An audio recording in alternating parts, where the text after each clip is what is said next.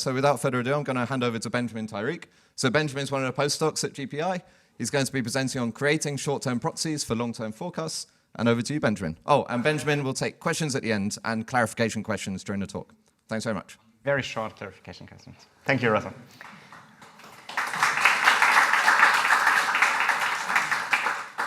All right, so I'm going to talk about creating short-term proxies for long-term forecasts.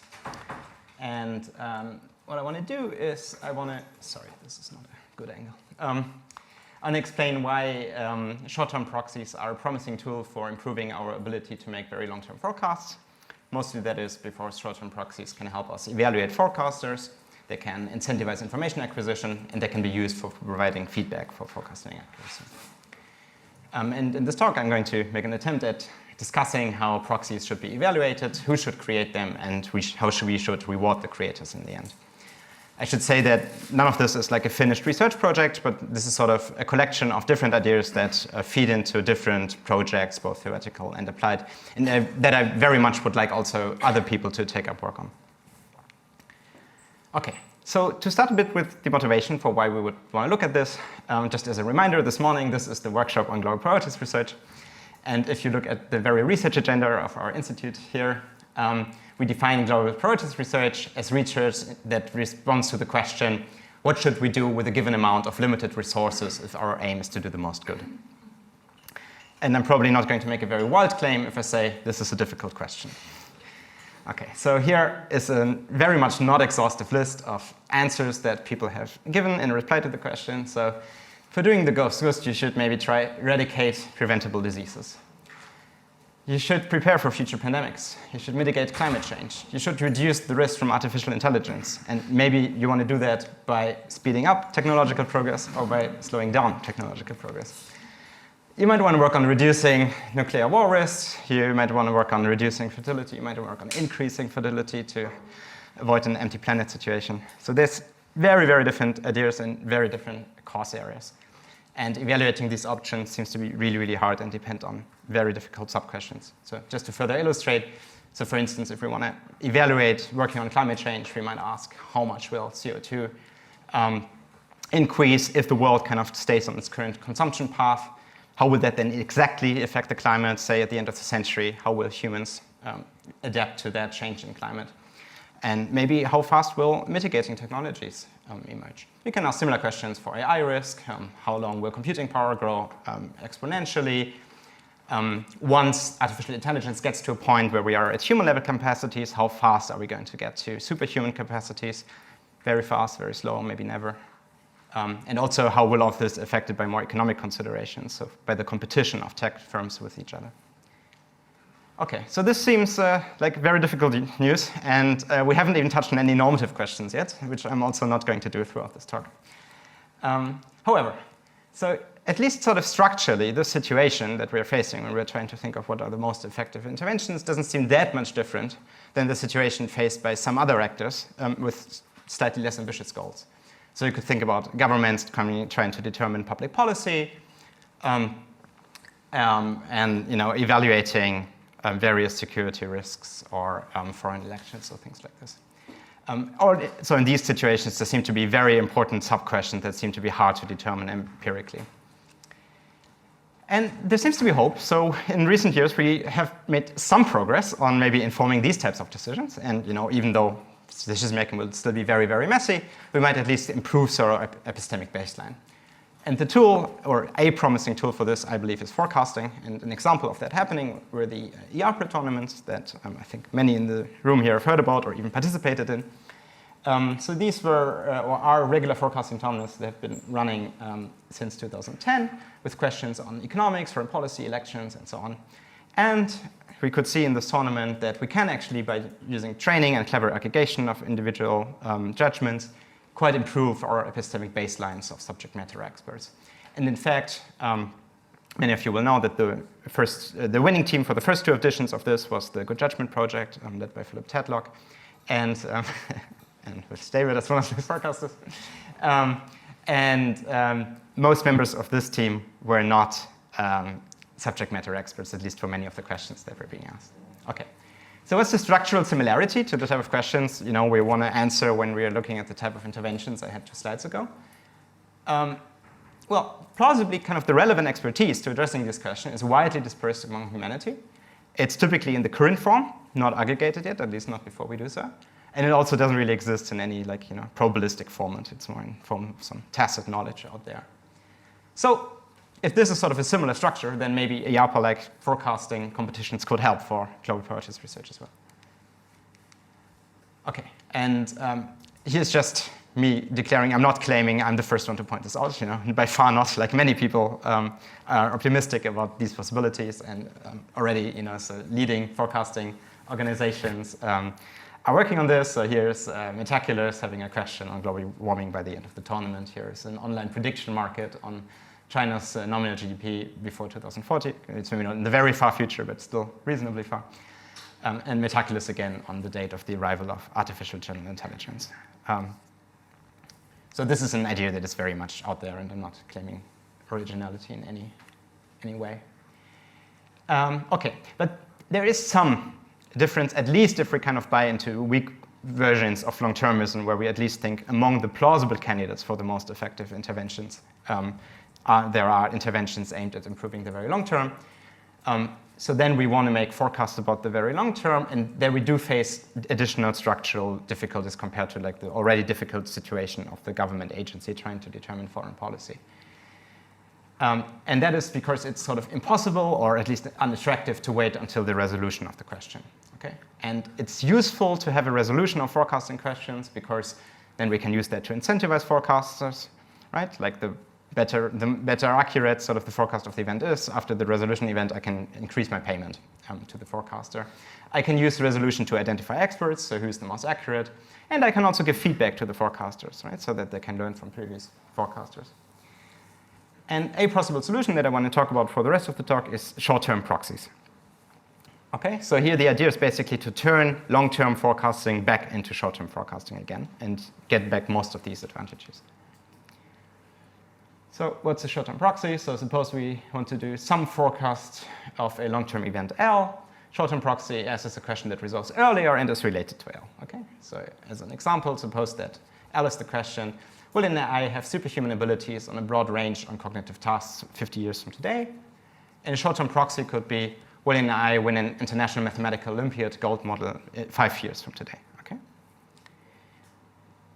Now, sort of a perfect short-term proxy, this may be obvious to point out, but I think it's useful to remember when you're trying to evaluate proxies, would fully resolve the question. Okay? So for instance, if it was the case that an AI could only win a gold medal by 2027, if and only if AI would also get to superhuman capabilities by 2072, then we would get all the advantages for short-term forecasting by just asking the proxy question. Right? We would fully resolve the uncertainty about the long-term event by the short-term proxy. So that's sort of the ideal scenario.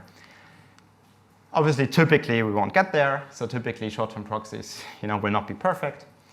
And then we can evaluate the ones that we do get with something akin to existing signal detection theory. So to illustrate this a bit, let's just make all of our events binary, okay, for simplicity. And let's say L equals 1 means the long-term event in question occurs, and S, the short-term event that is proposed as a proxy question, occurs. Okay. Then we can sort of look at these conditional probabilities, the probability of the short-term event resolving positively, given that the long-term event will resolve positively. That will be sort of the true positive rate. Okay, so people might also know this as the sensitivity of statistical test, or they have heard it as a hit rate. So you have probably some version of this in your statistics courses. And relatedly, we can call the probability that the short-term proxy doesn't occur, given that the long-term event doesn't occur, as the true negative rate or specificity. Okay? And one way to say what a perfect proxy would be if both of these probabilities were 1. Yeah? And typically, they won't be both 1, so there will be trade-offs between questions that have high sensitivity and high specificity. Okay? And typically, you can even make one of them perfect, basically, artificially, just as an example. So instead of asking the question about the gold medal, I could ask, will an AI have superhuman abilities on a broad range of cognitive tasks 5 years from today? Okay? And that will have perfect specificity. Okay? So it will never resolve positively if the 2072 event doesn't. Okay? but it will probably not be extremely useful. Okay, we can also look at this graphically. So this is the positive rate and the negative rate. And again, sort of the perfect proxy question would be just at the top right of this graph, right? So it would be kind of always say it's going to occur if it does occur, and always going to say it's not going to occur if it doesn't occur. And sort of at the bottom right and top left, you will have these sort of artificial proxies, right? Where you can just make them have perfect specificity or perfect sensitivity, but I probably lose too much in the process.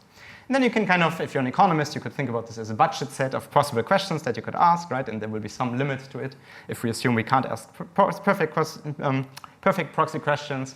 And then you can think of this blue line as sort of the efficient frontier, okay? So this is the maximum specificity you can get for without trading off any further sensitivity. And then you can kind of evaluate on that frontier. Okay. But that, of course, hugely begs the question of, okay, who is going to come up with these questions and who is going to tell us what the probabilities are, all right? And what I'm proposing here, and again, this has been proposed elsewhere and actually put into praxis, but I'm going to give some new reasons for it, is that it seems advisable to have the division of labor between forecasters and domain experts, where the domain experts come up with the questions. Okay? And then once they have come up with a proxy question, then we are going to ask forecasters to provide probabilities, both for the probability that the short-term proxy occurs and for these conditional probabilities that the long-term event occurs given that the short-term event occurs. And just to be careful here, these are not the specificity and sensitivity is the conditional probability the other way around. But once we get all three of these, we get the full joint distribution of S and L, and then we can calculate the specificity and sensitivity. And then we can do this in various ways, whatever our preferred theory is, to evaluate the usefulness of the short-term proxy. And this usefulness can in turn be used to reward the question creators. Okay. And just as a note, so the general structure of what I'm saying here is also what Kargar, Tanasov, and Tedlock argued for in a working paper this year. Okay, so why would we have this division of labor? I think there's sort of a nice way to think about domain expertise that doesn't relate necessarily to superior forecasting skill. And to see that, let's think about sort of the set of possible states that could resolve by 2027. Okay, and then we're going to label this omega.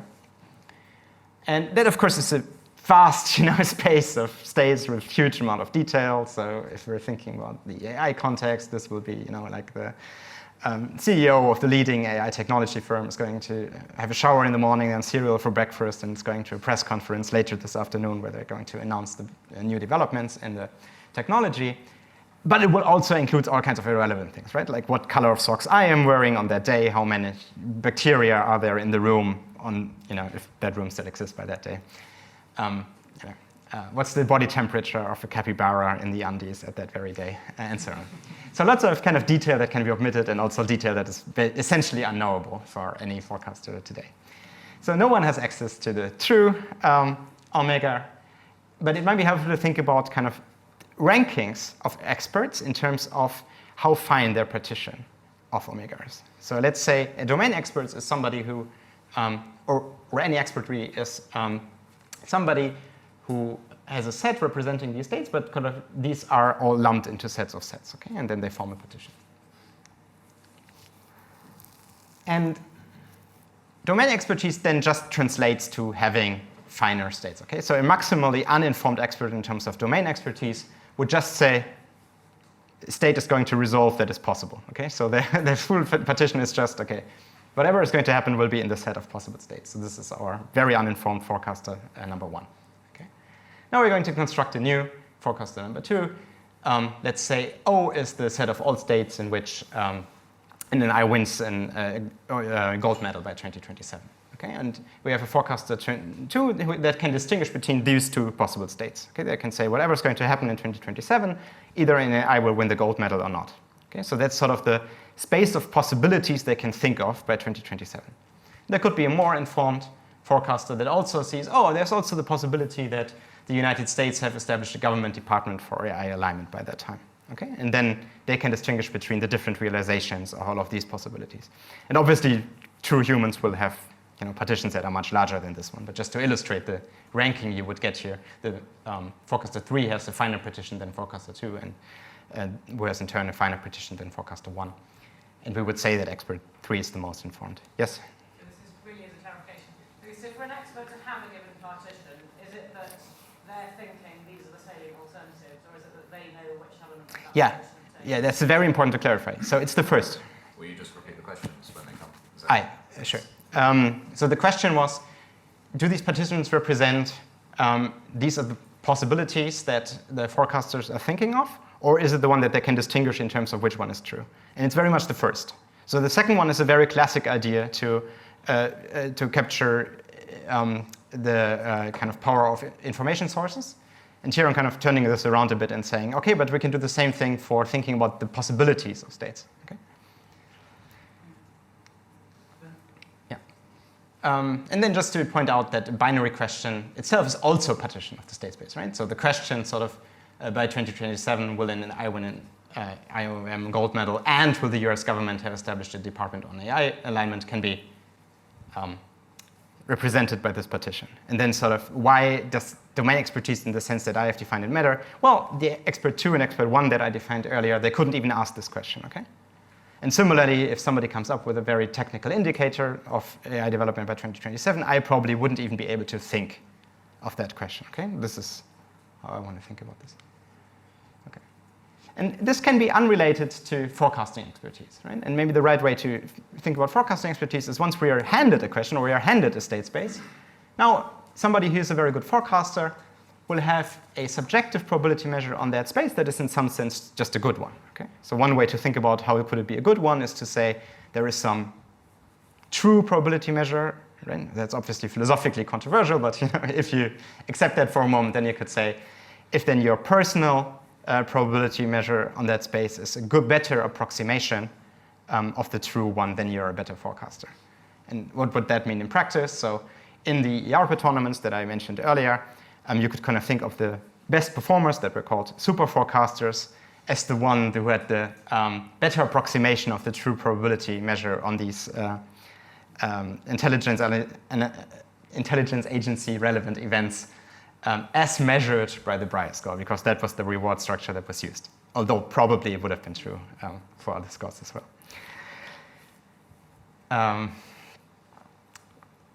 All right.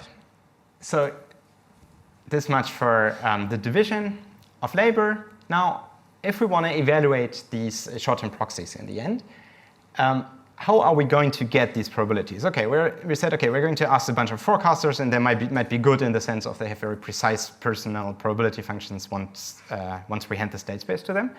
But okay, why would they care? Okay, why would they go to the effort to quantify their subjective probabilities, maybe read up on the subject, maybe they're going to do something even more expensive to acquire information.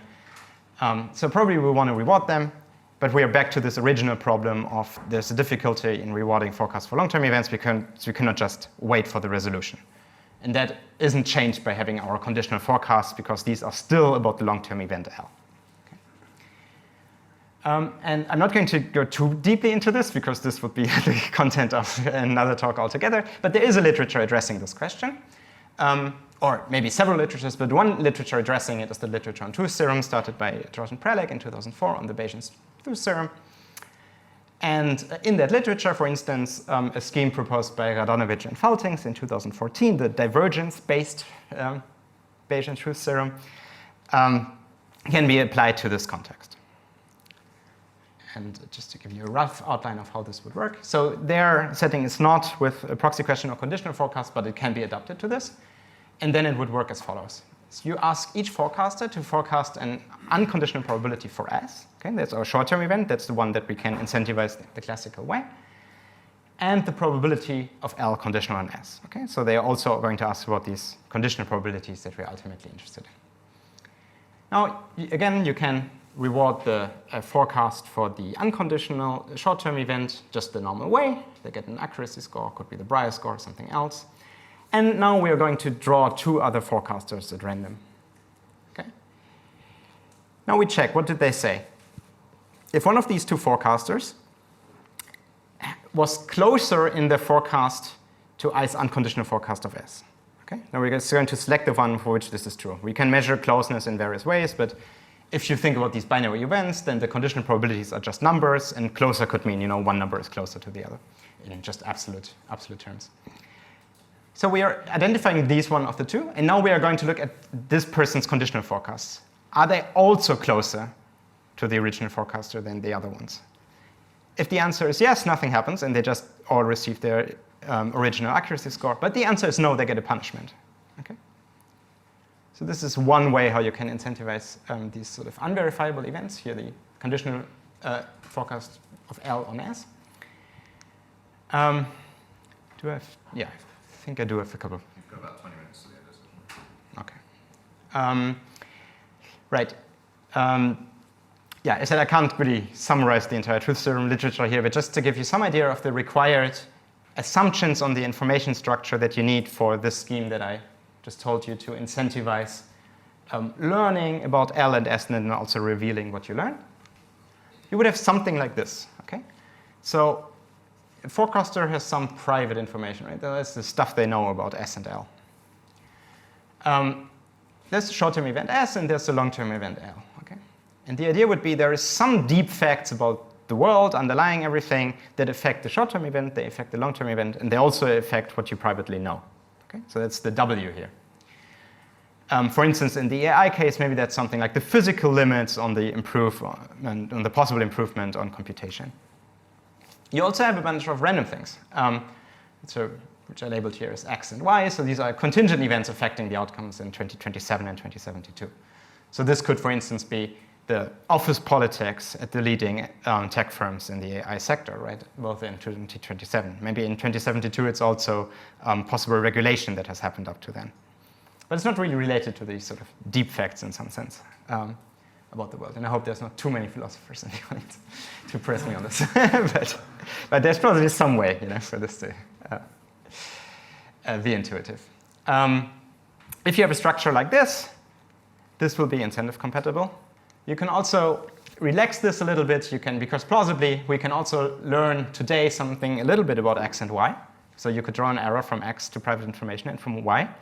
But then you get a condition that says something like, you get to learn more about W. So W affects your beliefs more than L and Y. Okay.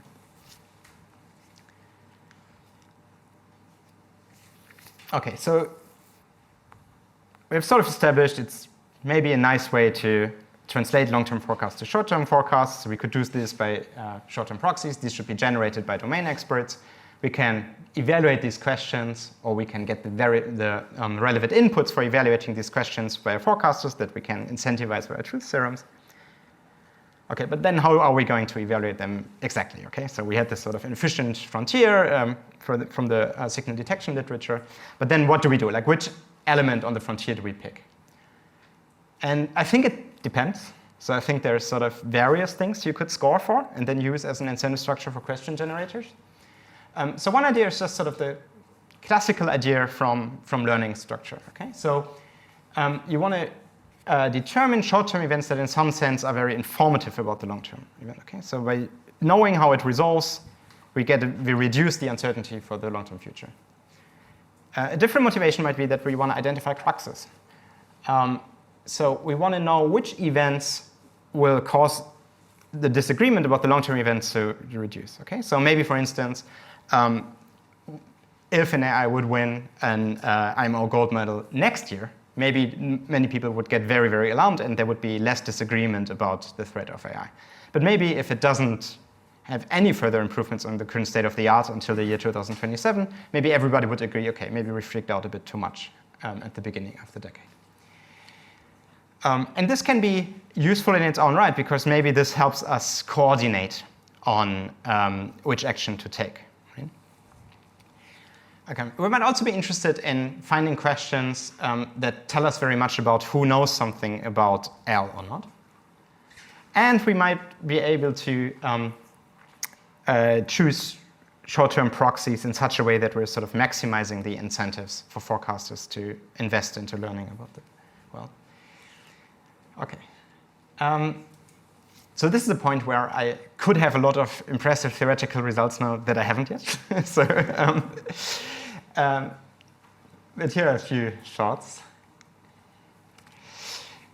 I think it's quite important to understand the relationship of the two and understand how they relate to question creation. And I think that's relatively easy to do for the first two of this list. So for classical learning, what we probably want to do is we want to sort of aggregate the probabilities that people give us. Okay? So again, if you think of binary question, then the probabilities people give is just a number. Then an aggregation of that could, for instance, just be the arithmetic mean of the two probabilities. Can also be something a lot more fancy, but that's one way to think about it. And then from this, we can calculate the value of information once we have all the different forecasts. So one possibility, a vast space of possible ways to score a question, is say, we are interested in how much S tells us about accurately predicting L. Okay? And maybe we want to score this with the logarithmic scoring rule. Then a very standard way of thinking about the value of information would be sort of this term. You think about all the possible outcomes that the short-term events can have. In our case, we said it's binary, so it's just 0 and 1. Then what's the probability we would predict the long-term event to happen after the resolution of S? Okay? And then what will be our expected score? And we sum that over all the possible outcomes of L. It's again only 0 and 1. And then we will get the log of the probability that we predicted the true event to happen. That's what the log scoring rule does. And we can compute all this from the inputs of the forecasters. Right? So the important point here is, once I ask somebody to generate a question, and I ask a bunch of people to provide probabilities on the question, I can immediately pay the person for the question generation. Okay? I don't even need to for the resolution of S. Similarly, with disagreement reduction, I can measure sort of the divergence of forecasters' conditional probabilities.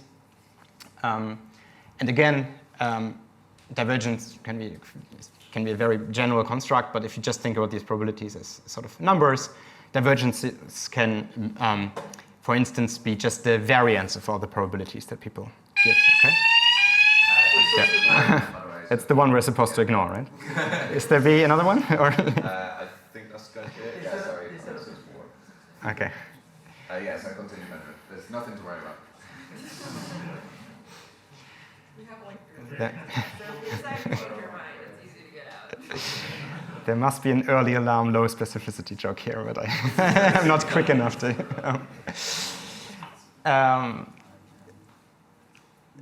All right. Sorry. They said up to 4. Up to 4. All right. Okay, so if you haven't seen these before, you can think about these divergence functions, for instance, of the variance of the numbers that people give for their conditional probabilities. And you compare that to the initial disagreement you had about the long-term event, or unconditioning on the short-term event. Now there's kind of two things. We can do a similar thing again as we had for the value of information. So we first aggregate all the probabilities, and then we can calculate an expected disagreement deduction. Okay? And again, this will just spit out a number once we have all the forecasts, and then we can use that as the payment reward for the person who generated the question. A nice thing maybe about using disagreement reduction rather than value of information, however, would be maybe we don't need to commit to a specific way to aggregate for our payments, and we can just wait until S realizes, and then pay sort of the actual disagreement reduction in terms of the probabilities that people pre-committed to. Okay, so this you already know before anything happens, just after you got the question and the forecasts. And now I can just wait for which S to pick as my reward. Okay? So this is maybe a sort of agnostic approach where you don't say, I'm going to aggregate probabilities in a certain way. You just use the inputs of the forecaster and then see how the disagreement reduces. And that is the value of your question. Disadvantage is I need to wait until S resolves.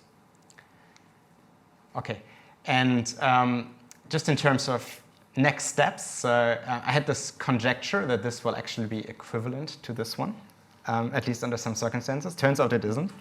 But I think it would be really valuable to characterize what is, in fact, the exact relation. So do they map into each other in a certain sense, or are there specific conditions where they actually are equivalent? And I think another important question is to go to the other motivations. So if we think about questions as providing incentives for investing into knowing stuff about L and S, then is it the case maybe that questions that have a higher value of information, do they also give larger incentives for information seeking? Something like this seems quite intuitive, but would be nice to know precisely. OK, so this is pretty much where I am. So just to summarize, I tried to justify the use of proxies for long-term questions. I propose to use truth theorems for incentivizing the conditional forecasts that we cannot otherwise incentivize, and illustrated the required information structure. And I gave sort of a story for the different ways of having expertise between domain experts and forecasters, and used that as a motivation to do this division of labor between question creation and forecasting. All right, so this is what I had to say, and now I'm looking forward to your questions. Thanks.